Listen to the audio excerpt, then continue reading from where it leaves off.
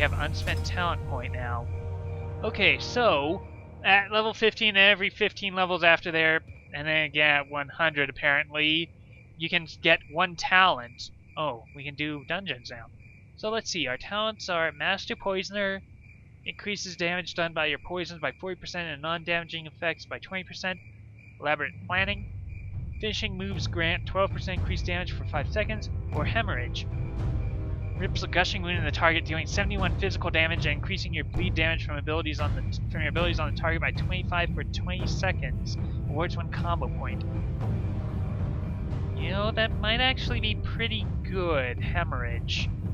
We could change these later, I guess, but yeah, let's get Hemorrhage.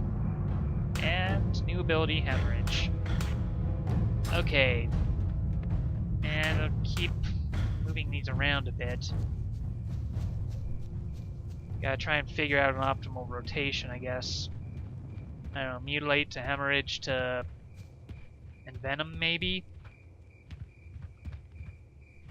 Okay. Well, it should be easy enough to avoid these landmines, considering we don't have any... Whoops! Well, that was weird. Oh. Okay. Thank you, Hubris.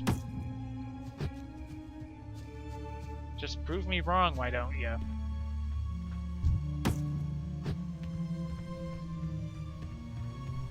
Well...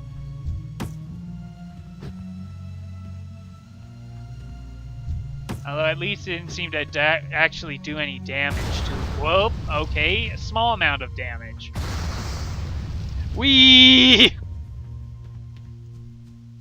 More explosions! Okay, that's half the supplies. Maybe go over there. Try to be careful. Okay. Whoa! That's startling. Okay.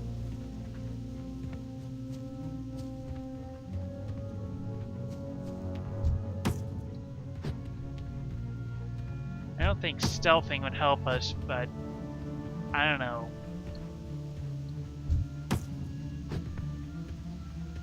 Okay.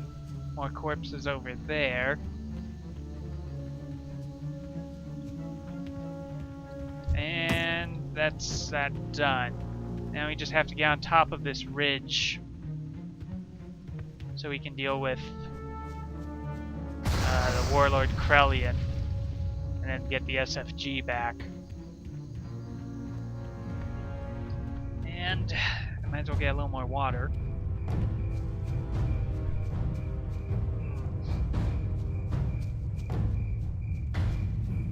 Oh. Okay, stealth. Spitelash Screamers, Spitelash Myrmidon, Warlord Krellian. Well, huh. Okay. Well, that was easy. And SFG should be right there. Okay, yeah, surface to face grenade. Interesting. Not sure that's how I would abbreviate what. I don't know.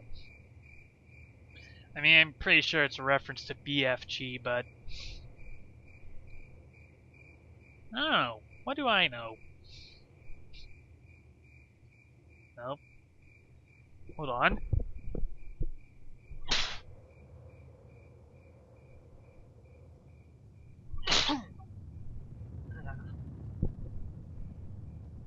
Alright, sorry about that, had the sneezes.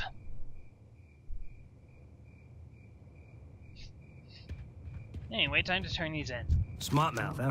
Where's my rocket launcher, recruit? Quick work there, recruit. She's a beaut, isn't she? Assembled her myself. I got special plans for this baby. Stay strong, pal. The Naga are using those giants to stamp paths through our minefields. Time to put that SFG to use. Head over to the entrance to the southern minefield. I think you can figure out the rest. Use an SFG to kill an enslaved son of Arkkorak in the southern minefield. Don't try anything stupid. And there they are, over there. You looking at me? Nothing wrong with recycled goods. You're a light-footed bugger, aren't ya? Good work. Here are a few of the supplies to keep you lively. Molotov cocktail increases run speed by 50% for 15 seconds. This gig ain't so bad. Not what I thought it would have done. Anyway, just gotta run over to there. Maybe I should have had one of those cocktails. Yeah, we're still rested.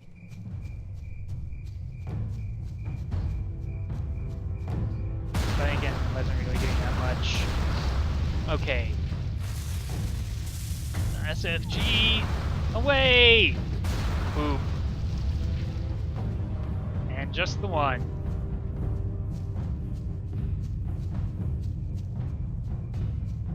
Okay. And wow, level 15 already. I suppose I should have realized that when I spent my talent point, I guess. Oop, okay. Yo, can I help you with Bam! something? In the face. Nice shot, kid. If you can make it here, you can make it anywhere.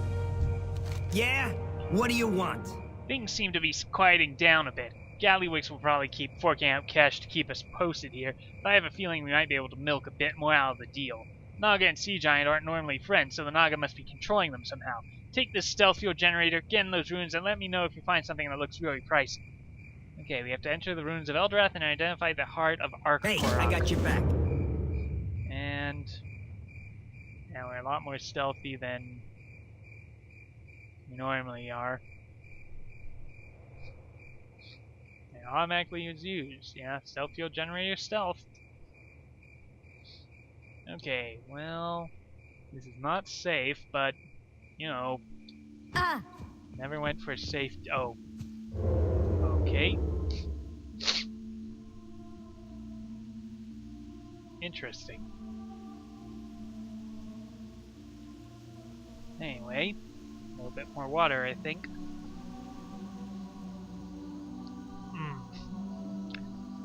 Yeah, I really wish I would have been able to do this yesterday, because I was wearing one of my World of Warcraft shirts that I got from playing the trading card game. It was it had artwork of the Draenei warrior. Where was that? I mean, is it supposed to be right here?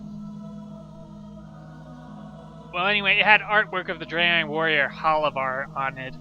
Now that came from the second block in the trading card game series, which was well, each block, the trading card game kind of was like Magic the Gathering in that it was composed up of blocks which had a related theme. The first block was composed of the 3 sets: Heroes of Azeroth, which was kind of based around vanilla World of Warcraft. And then the second set was Through the Dark Portal, which introduced elements of Burning Crusade. And the third set was Fires of Outland, which was... I was about to say Outlands, which is from Dungeons and Dragons and not Outland, which is Runes of Draenor. But yeah, Fires of Outland was more of a Burning Crusade, but it, well, the price on that racketed up quickly because of Spectral Tiger being the most, like, being Loot Spectral Tiger being a thing. Like, I suppose I'll make a reference. If you saw the Game Grumps series on World of Warcraft, and what was it, Ross? He says he bought Spectral Tiger mounts for everyone, and that was like $2,500 because each Spectral Tiger mount loot card can sell for up to $500. I obviously never pulled one, but I still have a fair number of unredeemed loot cards. Like, I think I have one for an Imp in a Ball, and I have one for Goblin Gumbo. I never redeemed either of them. Maybe I should give Lystis Goblin Gumbo, although to redeem the cards I'd have to get to Booty Bay. Big shot, huh? Haha, sweet deal. I'll get the ball rolling on this. All I need now is to find a buyer and get the go-ahead from Uncle Bedlam. Here are your wages for your work here. Excellent work, soldier. Look, one last favor before you run off. Private Worcester is still back at the tower recruiting. Go and let him know that we're good to pack it up now. Back to town. Pleasure working with you, recruit. Get lost, will you? But yeah, so that was the first block of the World of Warcraft trading card game. The second block was well, it's entirely Outland theme, and it starts with March of the Legion, I think, which that was really focused on Burning Legion. So it added demons, and it added the first major factions in the game, Aldor and Scryers, and basically that was factions was pretty much a deck building requirement, which you had a kind of a minor requirement in deck building beforehand, in that there were certain cards called talent cards, which could only be used by specific heroes. For instance, if you wanted to put a mage fire talent into your deck, you had to be playing a fire talented mage, because each hero had a race and the class, but also a talent specialization and 2 professions. And so there were cards that say like fire talent hero required. So you could only put that in if you had a fire talent hero. But yeah, Aldor and Scryers, if you put one of them from either faction in, it pretty much made a deck building requirement that you couldn't put the other faction in. So that was interesting. So you could build an Aldor deck or a Scryers deck. But the second set was well, and Halavar was in that set, so that's where the art comes from. Makes sense. What? I got left out of the action completely? Are you serious? Alright. No shooting the messenger. Thanks for the news, bud. Maybe I'll see you back at town. Careful out there. And more quests. Okay, so Custer Klubnik. Well, spit it out. All these cruddy ancient ruins have to be bulldozed if we're ever to see Azshara's full potential. Look at my map here. You see Lake Menard to the east? I tell you what I see. A future rocket fuel depot. But we need an accurate lay of the land before we can clear-cut, bulldoze, landfill, and pave over that lake. All my surveyors have been spooked off by the Oogie Booglies haunting that area. The Oogie Boogies? Escort one of my junior grade surveyors to the area and take readings from the equipment that's been set up. Okay, well, I'll just, yeah. Go get him, champ. Talk to Malinea first. State your business. Yeah, 1,000 stories in the sand. The ruins around Lake Menard to our east have a tale to tell. Lesser races, like those clumsy dwarfs, would go after the truth with picks and shovels. Malinea wrinkles her nose. We'll be using more elegant methods. My scrying magic is somewhat rusty, but with the right trinket I should be able to peer through the shrouds of time. The bones of my forefathers have long since rotted away, but some of their personal treasures may remain. Bring me some. Collect 5 recovered artifacts from the ruins around Lake Menard. Remember the sun well. Yeah. Okay, so Catch you on the that. flip side. Yeah, surveyor. Surveyor? I hardly know her. Ha! Okay. And replenish our poisons.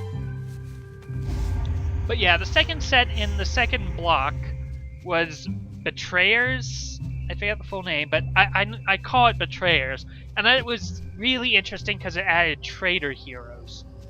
So, like, with each set, you had 9 heroes for each faction, Alliance and Horde.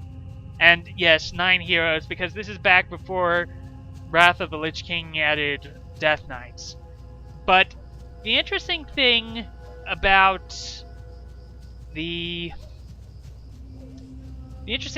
Betrayers was it added in traitor heroes, which were they were a corrupted version of each of the regular heroes. So, for instance, the human paladin for that set was Commander Michael Goodchild, but his corrupt version, Crusader Michael Goodchild, is a member of the Scarlet Crusade. And so, the interesting thing about that was traitors can't actually use any of the talents, but instead they got special traitor. They got special traitor talents available to them, which were traitor only.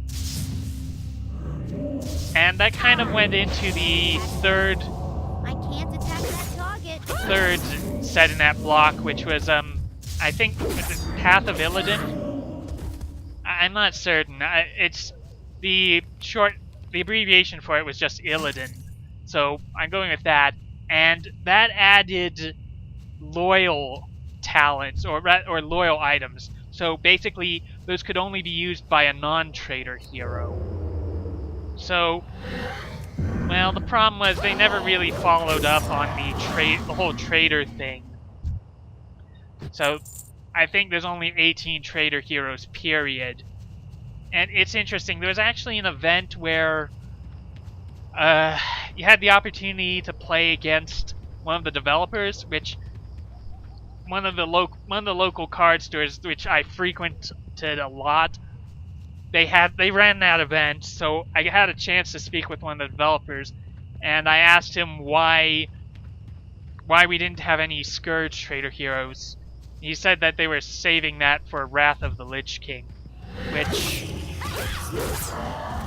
I don't think that was the block after, like right after the March of the Legion block, but because I think after March of the Legion they did Drums of War, which was kind of a Battlegrounds themed block.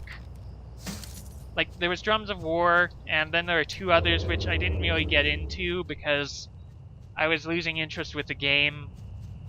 And I can't remember if this was like right before they lost the license, or because I think they were able to.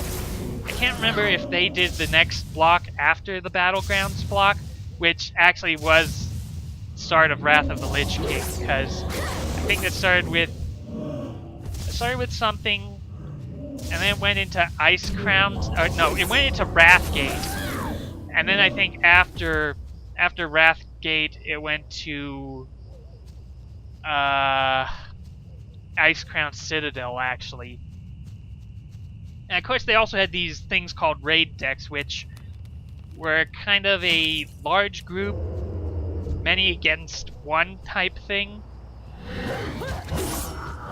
Basically, one player controlled the raid, which was composed of one or more bosses, and the other players got to control one hero each, of course. But anyway, yeah, they did, like, their first raid set was Onyxia's Lair, which, I don't know, I never got that, but it sounded pretty challenging because you have to defeat Onyxia in 3 phases, I think. The second raid was Molten Core, which I actually did buy a copy of that, although I never got to play it. Well, no, I kind of did. Like, I ran it for 2 people, and I kind of easily won because they weren't built for it. They built, like, regular combat decks because we'd gotten there for some other event.